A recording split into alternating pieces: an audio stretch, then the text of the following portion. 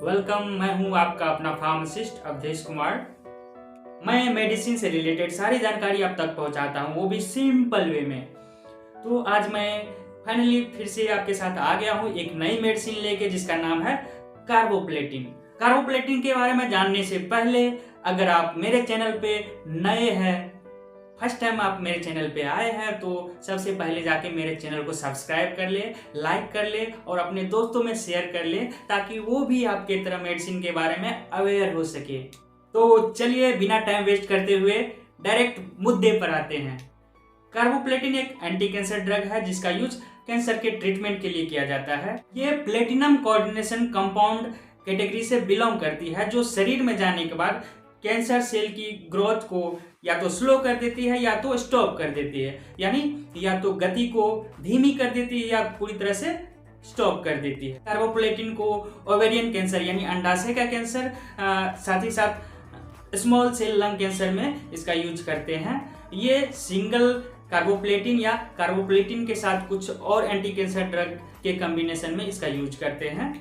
कभी कभी कार्बोप्लेटिन का use small cell lung cancer और ओवेरियन कैंसर के अलावा भी कुछ और टाइप के कैंसर में यूज करते हैं, जैसे non small cell lung cancer, bladder यानी पेशाब की थैली का कैंसर, ब्रेस्ट कैंसर, एंडोमेट्रियल कैंसर यानी गर्भाशय के अंदर की सबसे ऊपरी लेयर पर ट्यूमर बन जाती है यानी गांठ बन जाती है, उस टाइप के कैंसर, तथा साथ ही साथ हेड एंड नेक यानी गले और सिर का कैंसर, सर्विक्स का कैंसर, टेस्टिकल कैंसर और विल्म्स ट्यूमर यानी बच्चों में किडनी में होने वाली कैंसर यानी बच्चों में किडनी में होने वाली ट्यूमर, जिसको विल्म्स ट्यूमर या नेफ्रोब्लास्टोमा भी कहते हैं, इस टाइप के कैंसर में कार्बोप्लेटिन का यूज करते हैं। साथ ही साथ certain type of brain tumour and neuroblastoma इस केस में पेशेंट के किडनी के सबसे टॉप यानी सबसे ऊपर एड्रिनल ग्लैंड होती है, उसमें ट्यूमर बन जाना यानी गांठ बन जाना, ये केस ज़्यादातर बच्चों में देखने को मिला है। और रेटिनोब्लास्टोमा जो आंखों का कैंसर होता है, ठीक है।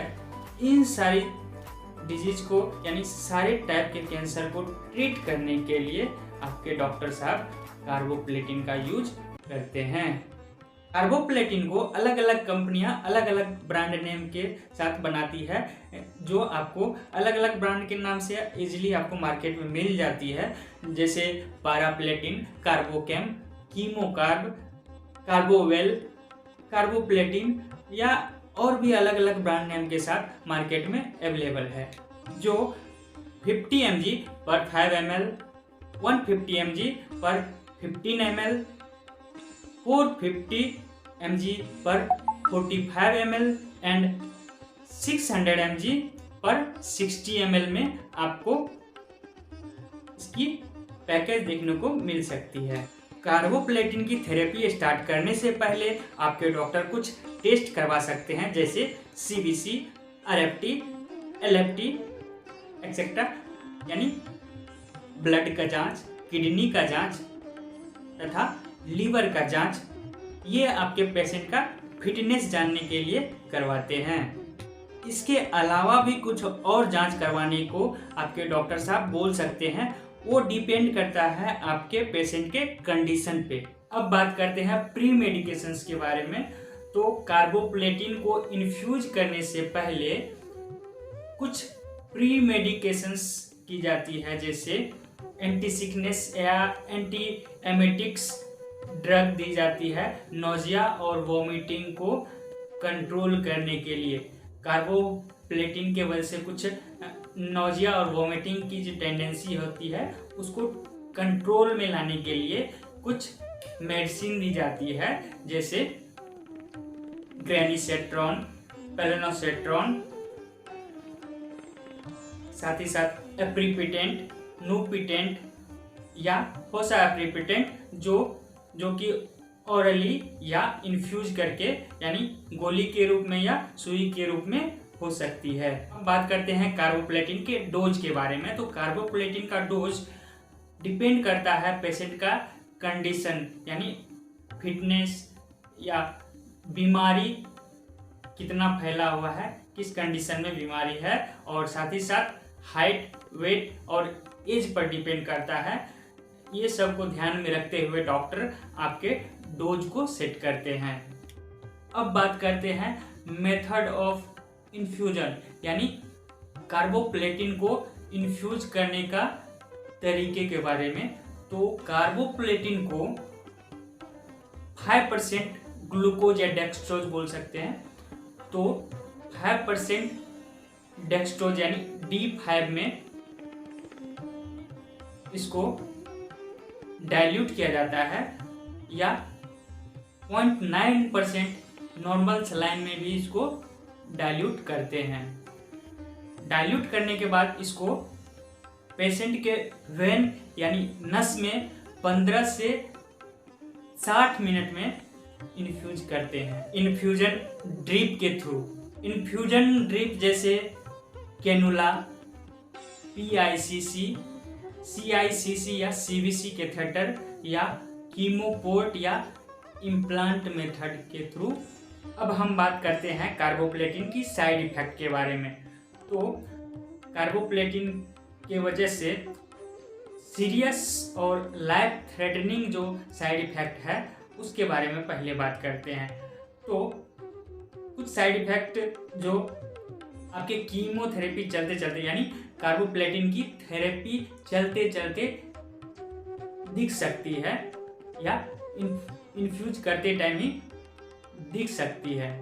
जैसे कुछ स्किन रिएक्शन या एलर्जिक रिएक्शन देखने को मिल सकता है, जैसे फीलिंग हॉट एंड फ्लश्ड, यानी शरीर का ऊपरी हिस्सा एकदम गर्माहट, जैसे तीखी मिर्ची खा लेते बहुत ज़्यादा हम लोग को एकदम धुआं धुआं जैसे लगता है, पूरा गरम गरम लगता है। तो जैसे शरीर का ऊपरी हिस्सा जैसे सीना, बाँ, नाक, नेक यानी गर्दन, ये सब बहुत ज़्यादा गर्म लगती है।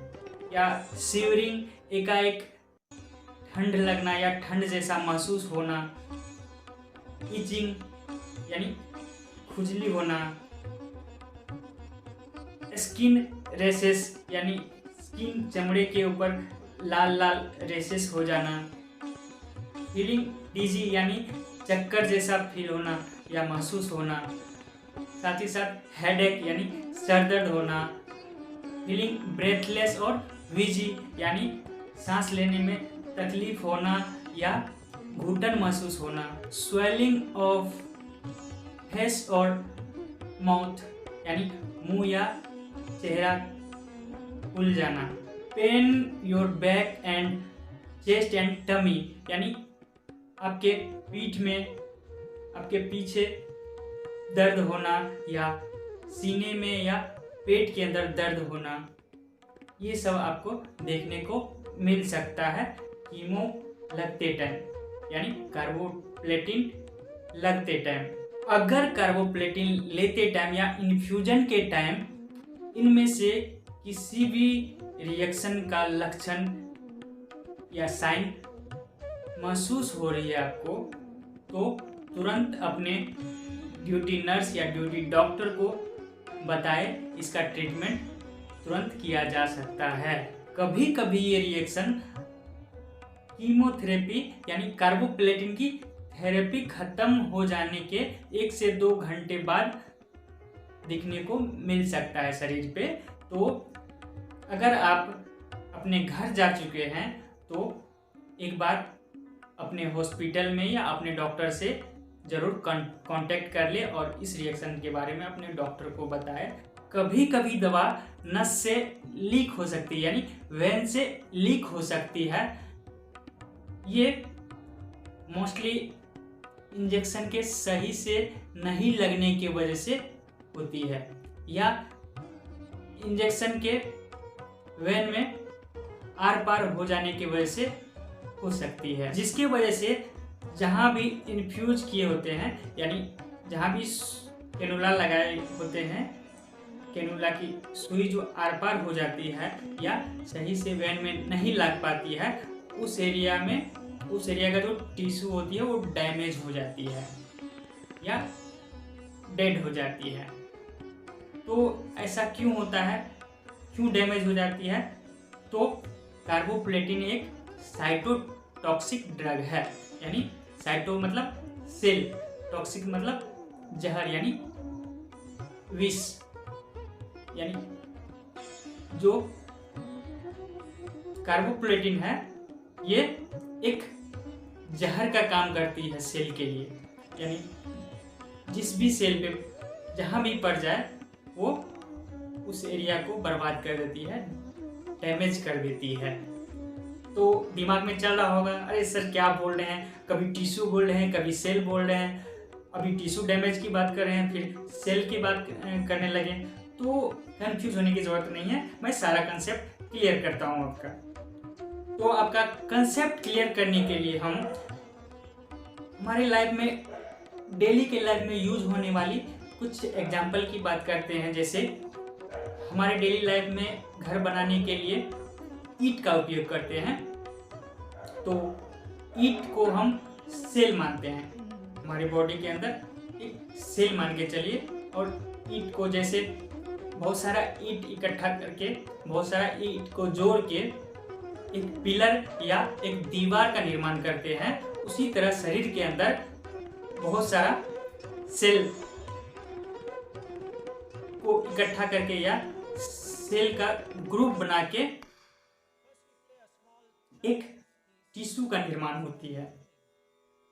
और जैसे बहुत सारा दीवार मिलके एक घर का निर्माण होती है, उसी तरह बहुत सारा टिश्यू मिलके एक ऑर्गन यानी अंग का निर्माण करती है। और जैसे बहुत सारा रूम यानी घर मिलके एक बिल्डिंग का निर्माण करती है, उसी तरह हमारा अंग जो है एक अंग तंत्र यानी ऑर्गन सिस्टम का निर्माण करती है। ऑर्गन सिस्टम मिलके हमारे जैसे लंबा चौड़ा हट्टा कट्टा इंसान बनता है। तो कभी कभी बारिश के टाइम में आपने देखा होगा ईंट के ऊपर फंगस लग जाती है, जिसके वजह से एक ईंट से, दो ईंट से, तीन ईंट या चार ईंट या उससे भी ज़्यादा में फैल जाता है। तो उसी तरह उसको कभी भी ईंट पर फंगस लगना नहीं बोलते, उसको क्या बोलते हैं हम, दीवार पर फंगस लग गया। उसी प्रकार जब हम वैन में इन्फ्यूज कर रहे थे, कैनुला डाल रहे थे, वैन में नहीं जाके वो आसपास के एरिया को डैमेज कर दिया। और वो आसपास का एरिया बना किस चीज से था, एक सेल का, बहुत सारा सेल का ग्रुप से। और सेल के ग्रुप को क्या बोलते हैं, टिश्यू। तो इसलिए हमने बोला टिश्यू डैमेज करती है। इंजेक्शन के नस में सही से नहीं जाने की वजह से आसपास का जो टिश्यू डैमेज होती है, इस प्रोसेस को एक्स्ट्रावेसेशन रिएक्शन कहते हैं। एक्स्ट्रावेसेशन रिएक्शन से आप बच सकते हैं। अगर सुई ढंग से नहीं लगी या कैनुला ढंग से नहीं लगी है उस जगह पर, तो उस जगह पे आपको पेन का एहसास यानी दर्द का एहसास हो सकता है, या उस एरिया में रेडनेस यानी लाल दिख सकता है। तो अगर ऐसा दिख रहा है या पेन का एहसास हो रहा है, तो तुरंत आप अपने नर्सिंग स्टाफ या ड्यूटी डॉक्टर को बताएं, या जो भी ड्यूटी स्टाफ है उसको बताएं। तो हो सकता है वो आपका इंजेक्शन का साइट जो है, यानी इंजेक्शन जिस जगह पे लग रहा है उसको चेंज करके कोई और साइट पे या किसी और जगह पे वो इन्फ्यूज कर सकते हैं, या इन्फ्यूजन का जो रेट है उसको स्लो कर सकते हैं, या उसकी स्पीड को कम कर सकते हैं। ये सब करके आप एक्स्ट्रावेसेशन रिएक्शन से बच सकते हैं। बात करते हैं कार्बोप्लेटिन की कुछ कॉमन साइड इफेक्ट के बारे में। तो कार्बोप्लेटिन की थेरेपी लेने के बाद इसकी ट्रीटमेंट के दौरान व्हाइट ब्लड सेल यानी WBC की नंबर में कमी आ सकती है। WBC यानी व्हाइट ब्लड सेल यानी सफ़ेद रक्त कोशिका जो बॉडी को इन्फेक्शन से लड़ने में सहयोगी होती है, अगर इसमें कमी आती है तो इन्फेक्शन होने का चांसेस बढ़ जाती है और इसके वजह से न्यूट्रोपेनिया भी हो सकती है। इसकी कमी पर सीरियस इन्फेक्शंस देखने को मिल रही है तो तुरंत अपने डॉक्टर को बताएं। जल्द से जल्द इसका इलाज करना महत्वपूर्ण है। अगर आपका बॉडी टेम्परेचर 37.5 डिग्री सेल्सियस यानी 99.5 डिग्री फ़ारेनहाइट से ऊपर जा रहा है या अचानक अनवेल महसूस हो रहा हो जबकि आपका टेम्परेचर नॉर्मल है, या किसी इन्फेक्शंस का सिम्टम्स हो, या बॉडी टेम्परेचर 36 डिग्री सेल्सियस यानी 96.8 डिग्री से कम हो रही हो, इस कंडीशन में आप अपने डॉक्टर को इन्फॉर्म करें। कार्बोप्लेटिन की वजह से एनीमिया देखने को मिल सकता है जो रेड ब्लड सेल की कमी की वजह से होती है। आरबीसी जो हमारे बॉडी को ऑक्सीजन सप्लाई करती है, तो आरबीसी में अगर कमी आ जाए तो बॉडी को जितनी मात्रा में चाहिए उतना ऑक्सीजन नहीं मिल पाती है, जिसकी वजह से पेल स्किन यानी स्किन पीला दिखना यानी पीली त्वचा हो जाना, लैक ऑफ एनर्जी यानी शक्ति में पावर में कमी दिखना, फीलिंग ब्रेथलेस सांस फूलना, feeling dizzy and light headache यानी चक्कर आना या हल्का सिर दर्द महसूस होना, ये सिम्टम्स दिख रहा है तो अपने डॉक्टर को बताएं। हो सकता है आपको खून चढ़ाना पड़े।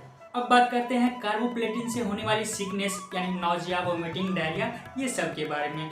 तो इन सब के लिए कुछ एंटी डायरियल या एंटीबायोटिक और कुछ एंटी एमेटिक्स मेडिसिन जो आपके डिस्चार्ज कार्ड या प्रोटोकॉल शीट पे डॉक्टर देते हैं, तो इसको कीमोथेरेपी के बाद मोस्टली 4 से 5 दिन लेना होता है, तो इसको आप ज़रूर लें। कभी कभार होता है कि हमें ये सब फील हो ही नहीं रहा है, नौजिया, वोमिटिंग या डायरिया हो ही नहीं रहा, तो हम क्यों लें? या अगर आपको लगता है आज कीमो चढ़ा यानी कार्बोप्लेटिन चढ़ा और कल यानी नेक्स्ट डे से हमें फीवर आना या डायरिया होना या कुछ इन्फेक्शंस होना स्टार्ट हो जाएगा, तो ऐसा नहीं होता है। मोस्टली जो ध्यान देने का जो टाइम है पेशेंट पर वो है 8 से 12 दिन का बीच का टाइम। इस 8 से 12 दिन के बीच WBC, प्लेटलेट, RBC ये सब पेशेंट में कम हो सकती है, जिसकी वजह से फीवर, लूज मोशन और कुछ इन्फेक्शंस देखने को मिल सकता है। तो ये 4 दिन ज़रूरी है कि पेशेंट को बहुत ज़्यादा केयर करे और बहुत अच्छे से ध्यान रखे, कोई भी इन्फेक्टेड पर्सन आसपास नहीं आए या वो पर्सन जिसको सर्दी जुकाम हो रखा हो वैसे पर्सन से पेशेंट को दूर रखे। अगर डायरिया हो रहा हो तो क्या करेंगे? अगर डायरिया हो रहा तो कम से कम कोशिश करें डेली 2 लीटर कम से कम पानी पिए और साथ ही साथ अल्कोहल को अवॉइड करें। साथ ही साथ कैफीन, मिल्क से बनी यानी दूध से बना कोई भी प्रोडक्ट नहीं लें और हाई फैटी फूड और हाई फाइबर फूड को अवॉइड करें। साइड इफेक्ट जैसे आई प्रॉब्लम यानी ब्लड विजन, धुंधला दिखना या आई पेन, आँख में दर्द हो रहना, साथ ही साथ फीलिंग टायर्डनेस यानी थका थका महसूस करना, कफ हो जाना, वीजिंग एंड ब्रेथलेस यानी सांस लेने में दिक्कत होना, घबराहट होना और कफ का हो जाना, ये सब देखने को मिल सकता है। अब बात करते हैं कार्बोप्लेटिन से होने वाली लेस कॉमन साइड इफेक्ट के बारे में, जो बहुत कम देखने को मिलता है कार्बोप्लेटिन के वजह से, जैसे हियरिंग लॉस यानी सुनने में कमी आ जाना, रिंगिंग इन ईयर कान में कुछ रिंग होना यानी बजना, कान के अंदर कुछ तेज आवाज़ सुनने में असमर्थ फील करना, असमर्थ होना, तो ये सब चीज़ देखने को मिल सकती है कार्बोप्लेटिन के वजह से। तो ये सब जो साइड इफ़ेक्ट है ट्रीटमेंट ख़त्म होने के बाद धीरे धीरे सही हो जाती है। एक बात और जो पेशेंट के दिमाग में आता है, क्या कार्बोप्लेटिन के वजह से बाल झड़ता है? तो कार्बोप्लेटिन के वजह से बाल झड़ता नहीं है, बस थोड़ा सा थिन हो जाता है यानी पतला हो जाता है, जो कीमोथेरेपी खत्म होने के बाद वापस फिर से सही हो जाता है, रिकवर हो जाता है। हो सकता है अगर कार्बोप्लेटिन के साथ कोई और भी एंटी कैंसर ड्रग चल रहा हो, उसका साइड इफेक्ट हो सकता है कि उसके वजह से आपका बाल झड़ सकता है, लेकिन कार्बोप्लेटिन की वजह से बाल नहीं झड़ता है, थोड़ा बहुत पतला होता है। करते हैं इंटरेक्शंस की, तो कार्बोप्लेटिन से बहुत कम दवाई का इंटरेक्शंस है। तो अगर कुछ डाउट लगे तो अपने फार्मासिस्ट या क्लिनिकल फार्मासिस्ट या अपने डॉक्टर से एक बार कंफर्म हो ले। अगर कार्बोप्लेटिन के साथ कुछ ओवर द काउंटर मेडिसिन या बाहर से किसी डॉक्टर के द्वारा प्रिस्क्राइब किया हुआ मेडिसिन आप ले रहे हैं, तो एक बार फार्मासिस्ट, क्लिनिकल फार्मासिस्ट या अपने डॉक्टर से एक बार जरूर कंफर्म हो ले। तो अब जो क्वेश्चन आती है कि कार्बोप्लेटिन लेते हुए ब्रेस्ट फीडिंग करवा सकते हैं या नहीं, यानी बच्चों को दूध पिला सकते हैं या नहीं, तो मेरा आंसर है नहीं। कार्बोप्लेटिन माँ के दूध के थ्रू पास होती है, तो इस कंडीशन में बच्चे को जब तक थेरेपी चल रही है स्तनपान नहीं करवाए, बच्चे को दूध नहीं पिलाए। जब आपकी कार्बोप्लेटिन की थेरेपी खत्म हो जाती है, उसके 6 महीने के बाद ब्रेस्ट फीडिंग करवा सकती है, उससे पहले नहीं करवाएं। अब बात आती है कि कार्बोप्लेटिन को लेते हुए प्रेग्नेंट हो सकते हैं या प्रेग्नेंट होने का प्लान कर सकते हैं या नहीं, तो इसमें भी मेरा आंसर है नहीं। ये आपके अनबॉर्न बेबी के लिए सेफ नहीं है। अगर कार्बोप्लेटिन लेते हुए आपको लगता है कि प्रेग्नेंट होने का चांसेस हो सकती है, तो इस कंडीशन में प्रेगनेंसी को रोकने के लिए आप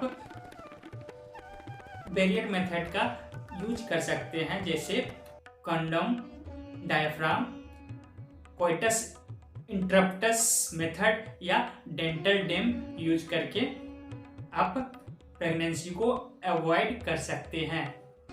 अगर इन सब के अलावा यानी इन सब साइड इफेक्ट और एडवर्स इफेक्ट के अलावा शरीर पर कुछ और अलग टाइप का अनवांटेड रिएक्शंस या अनचाहा प्रभाव देखने को मिल रहा है, तो इसकी सूचना तुरंत अपने एएमसी सेंटर को दे या इसका रिपोर्टिंग आप मुझे भी कर सकते हैं, इसकी सूचना मुझे भी दे सकते हैं आप मेरे मेल आईडी के थ्रू। तो मेरा मेल आईडी है info@abdheshkumar@gmail.com info@avdeshkumar@gmail.com।